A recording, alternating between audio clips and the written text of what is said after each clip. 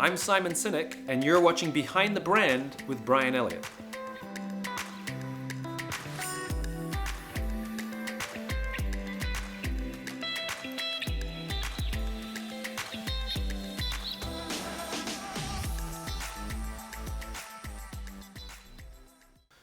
I talk about leadership as a muscle. And like any muscle that we choose to build, you don't start by lifting an extremely heavy weight. You will hurt yourself, you will break yourself, and it may only happen once. Right? And you wouldn't want to jump off the highest cliff onto that trampoline before you get a sense of what it's like to jump off a low cliff onto that trampoline. You have to know the trampoline. Leadership's the same, courage is the same, which is you don't start with the biggest weight. You start with small weights and you get comfortable and you build the muscle. And as you build the muscle, you also build your confidence. And as you build your confidence, you can lift heavier weight. And as you lift heavier weight, you build the muscle again. And you also learn how to deal with pushing and pain, but your body's in shape and you can take it. So I think there's a big difference between jumping out of a plane and jumping out of a plane with a parachute. You know, both have the same sort of madness, but one is a little more secure than the other.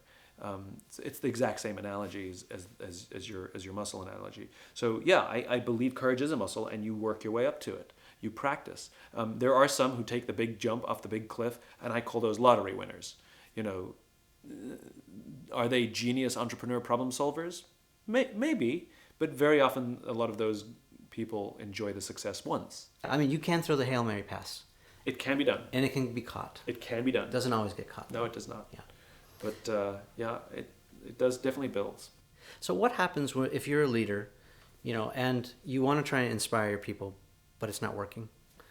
What do you think is not working? What are some of these obstacles to being inspired? What blocks us? So, it's a great question. I think sometimes we think it's about us. And when somebody says, I'm trying to inspire you and you won't be inspired by me, you know, it's like, well, is it about them or is it about you? You know, and I think that when you're trying too hard, like anything, it's like going on a date, and I'm like, I'm trying to do everything you want, and you still don't like me. I'm like, well, it's not about them, it's about you. And I think there needs to be a slowing down and a listening that needs to happen, which very often is missing.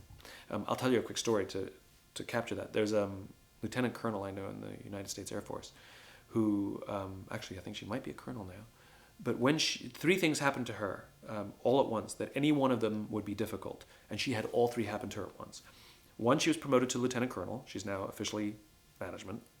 She was given her first command, and she was deployed to Iraq for 365 days, all at once. Okay. And she took over base operations at Balad. So that's all of the housing, the food, the fun runs, morale events, laundry, all of that. She was responsible for all that, and it was a notoriously poorly run sort of thing before. Apparently previous bosses had been fired. She's an A-type, high performer, super ambitious, got promoted below the zone, which means got promoted early. And she says, I'm gonna fix it. She, student of leadership, read everything, knew everything, and she was gonna be the one who was gonna fix it. And she had the exact same thing. I'm gonna go in there and inspire my people. And it wasn't working. And she pushed harder to inspire her people. And it wasn't working. And for the first 6 months of her being in Iraq, she went to bed every night and cried herself to sleep because she was failing and she didn't know what to do, and everything she tried wasn't working. Her reports didn't take her seriously. They didn't obey her. I mean, it was really bad. And so 6 months in, she gave up. She literally gave up, and she accepted the fact that she wouldn't be the success that she set out to be.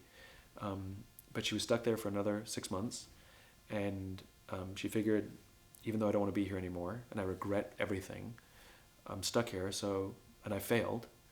I might as well use my time to at least help them enjoy the time that they're here, my people, because they're also away from their families and they don't want to be here either. So I'm going to devote all my time not to succeeding or inspiring them.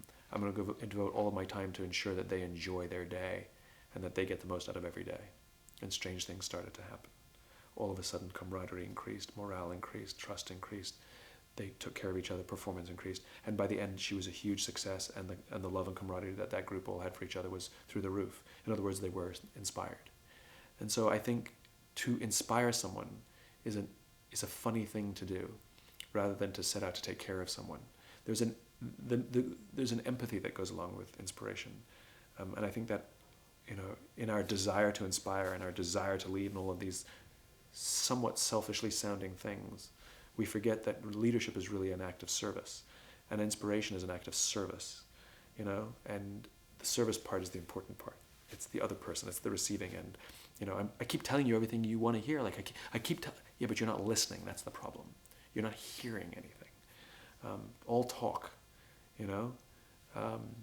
So yeah, I think that for people who are trying too hard to inspire and it's not working, I think it's become their goal to inspire rather than actually paying attention to what other people need.